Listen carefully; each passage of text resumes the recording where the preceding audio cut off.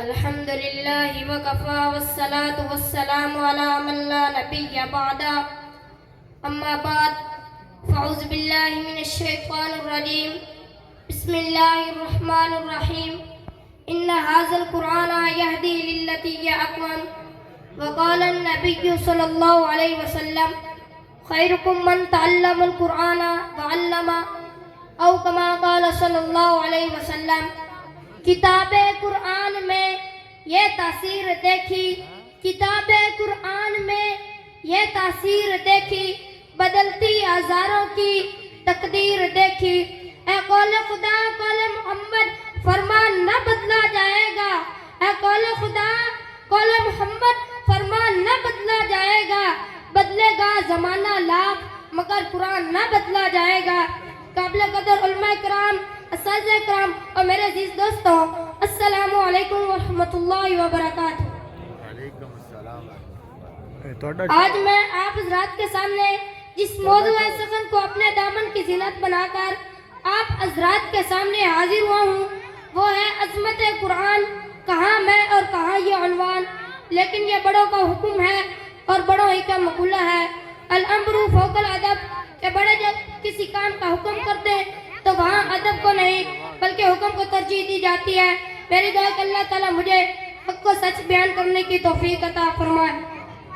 سامعین محترم، آج میں حیران ہوں اور میرا دل پریشان ہے، طبیعت میں ہلچل ہے، میری سوچ الجھنوں میں مبتلا ہے.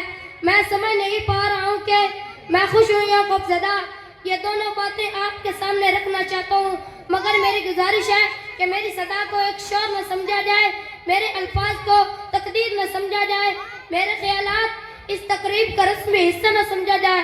یہ بات زیادہ پرانی نہیں ہے کہ جب میرے والدین نے مجھے مدرسے میں داخل کروایا تو میں نے پوچھا کیوں، تو مجھے یاد ہے کہ مجھے بتلایا گیا کہ آپ یہاں حافظ قرآن بنیں گے، جس کی بدولت والدین کو قیامت کے دن اللہ تعالیٰ ایک تاج پہنائیں گے جس کی روشنی چوندوں کے چاند سے بھی زیادہ ہوگی.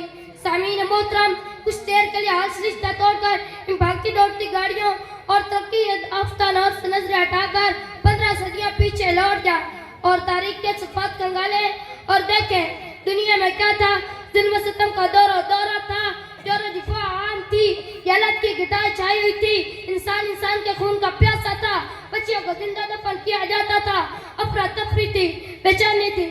اور اب جو ظلم و تشب کے بعد نور سحر کو پیدا کرتا ہے، اور اب جو خدا میں بہار پیدا کرتا ہے، اور اب جو سالی میں کہلاتے انسانوں، بلبلاتے حیوانوں اور تڑپتے کیڑوں مکوڑوں پر رحم کرتے ہوئے بارش برساتا ہے، اسی رب جو میرا آپ کا بلکہ ہر شے کا رب ہے، اسے اشرف المخلوقات کی حیوانوں سے بدتر حالات پر رحم آ گیا اور اس نے کائنات کے مقدس ترین انسان کو رحمت للعالمین بنا کر بھیج دیا اور اپنے پیغمبر صلی اللہ علیہ وسلم کو قرآن کی صورت میں انسانیت کا دستور دیا، ہدایت کا منشور دیا، راہ زندگی کا نور دیا. اور قرآن کی انقلابی تعلیمات نے ایسا انقلاب برپا کیا کہ دنیا اس کی مثال لانے سے قاصر ہے. سامعین ذی وقار، قرآن وہ عظیم کتاب ہے جس کو اللہ تعالیٰ نے حضرت جبرائیل علیہ السلام کے ذریعے آپ صلی اللہ علیہ وسلم پر اتارا. قرآن وہ عظیم کتاب ہے کہ جب اللہ تعالیٰ فرشتہ کا درمیان سورہ یاسین کی تلاوت فرمائے تو فرشتہ نے کہا اللہ کتنا مقدس ہوگا وہ نبی جس پہ قرآن اترے گا، اللہ کتنے مقدس ہوں گے وہ سینے جن میں قرآن محفوظ ہوگا. اپنے گھروں میں اندھیروں کی شکایت کرنے والوں، اپنے گھروں میں اندھیروں کی شکایت کرنے والوں، ہوتا ہے کیسے نور، ذرا قرآن پڑھ کے دیکھو. سامعین محترم، قرآن ہمارے پاس اس طرح موجود ہے جس طرح 1400 سال پہلے نازل ہوا تھا. اس میں کوئی تبدیلی نہیں ہوئی. بدلے ہیں تو ہم بدلے ہیں، ہم نے قرآن پڑھنا چھوڑ دیا.